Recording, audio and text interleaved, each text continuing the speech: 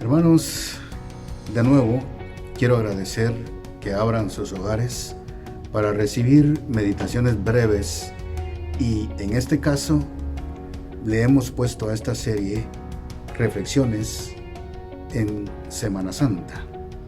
Y la verdad es que queremos tener algunos estudios tomados de los evangelios y del relato de la pasión y muerte de nuestro Señor Jesucristo, para que juntos reflexionemos en este periodo de recogimiento espiritual. El primer tema que quisiera desarrollar es el tema del Cordero Pascual, que está relacionado con la Pascua judía. El Señor le había ordenado al pueblo israelita que cuando saliera de Egipto celebrara la Pascua. La Pascua era una conmemoración de cómo fue que Dios había liberado al pueblo de Israel de la cautividad de Egipto. Según el relato que encontramos en Éxodo 6 y 7, dice: por tanto dirás a los hijos de Israel, yo soy Jehová, yo os sacaré, guarde esa palabra, de debajo de las pesadas cargas de Egipto, y os libraré, guarde también esta palabra, de su servidumbre, y os redimiré, tercera palabra importante, con brazo extendido y con gran justicia, y os tomaré como mi pueblo, y seré vuestro Dios, y sabréis que yo soy Jehová vuestro Dios, que os sacó debajo de las pesadas tareas de Egipto. Luego de la lectura de la primera copa, se hacía referencia a la promesa: os sacaré. El padre de familia se ponía de pie frente a su familia y relataba toda la historia que habían experimentado en Egipto y la esclavitud. Ese relato tenía que ser contado por generaciones a los hijos, y creo que una buena enseñanza de esto es que sería bueno que nosotros, como padres de familia, dramatizáramos las historias bíblicas con nuestros hijos y en nuestros hogares.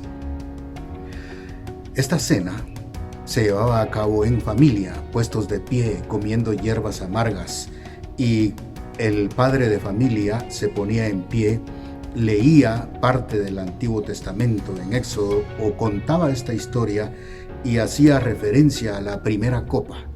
La primera copa se tomaba después de mencionar la palabra yo os sacaré, y hacía referencia a la amargura de la esclavitud de Egipto. El cordero servido era acompañado de la segunda copa de vino, pero no la tomaban hasta que el padre de familia narraba la historia de la salida de Egipto y respondía a las preguntas que sus hijos le hicieran. Era entonces que entonaban el Jalel o el Salmo 113 y 114, y en esta segunda copa era el momento cuando se recordaba la promesa. Venía luego una tercera copa, que era os libraré de su servidumbre. En este punto, los panes sin levadura eran partidos y bendecidos y distribuidos por el padre de familia. Después de esta tercera copa, el grupo o la familia podía cantar la segunda parte del Jalel, que incluía los Salmos 114 y 115 hasta el 118. Era entonces cuando tomaban la cuarta y la última copa, una copa que correspondía a la última promesa: os tomaré como mi pueblo y seré vuestro Dios.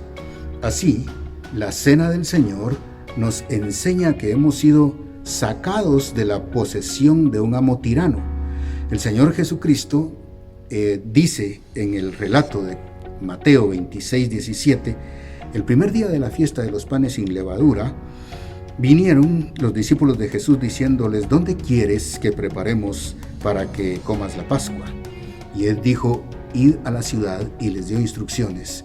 Y colocándose en el aposento alto de esa casa, dice que cuando llegó la noche, se sentó a la mesa con los 12. Y entonces celebró la Pascua. Y mientras comían, él explicó algunas cosas que iban a suceder. Ahora, hemos ya sido sacados, y eso es la representación que tenemos aquí. La Pascua apunta a la historia, al pasado, pero Jesucristo le da una nueva visión.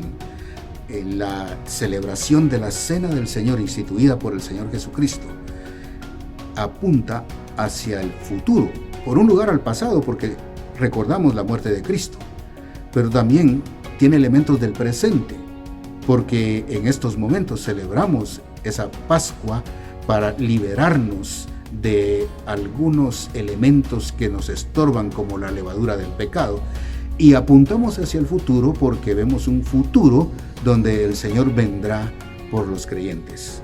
Así que tanto en la Pascua como en la Cena del Señor hay teología. Dice en este pasaje, no se dice específicamente las copas que iba tomando el Señor Jesucristo, pero el hecho de que se sentara a la mesa y les explicara a los discípulos, seguramente él hizo referencia en la primera copa a que habían sido sacados de la posesión de un amo tirano. Nosotros hemos sido liberados de la esclavitud. En segundo lugar, hemos sido liberados de la servidumbre del pecado. El pecado era el que nos tenía bajo su dominio. Y en tercer lugar, hemos sido redimidos por medio de la sangre del Cordero Pascual. Y en cuarto lugar, y dicho sea de paso, esta copa ya no la tomó el Señor, porque dijo: yo os digo que desde ahora no beberé más de este fruto de la vid hasta aquel día en que lo beba de nuevo con vosotros en el reino de mi Padre. Hay una interrupción en la última copa. Ya no la tomó el Señor Jesucristo. Dice que cuando hubieron cantado el himno, el Jalel, entonces salieron al monte de los Olivos. Pero esta última copa, nuestro Señor no la tomó, porque esa recordaba al pueblo de Israel que fueron tomados, y nos recuerda a nosotros que seremos tomados como un pueblo para vivir con Él por la eternidad. Esta copa todavía es escatológica y nos habla de un futuro promisorio para todos los creyentes. Que el Señor les bendiga, hermanos. Los espero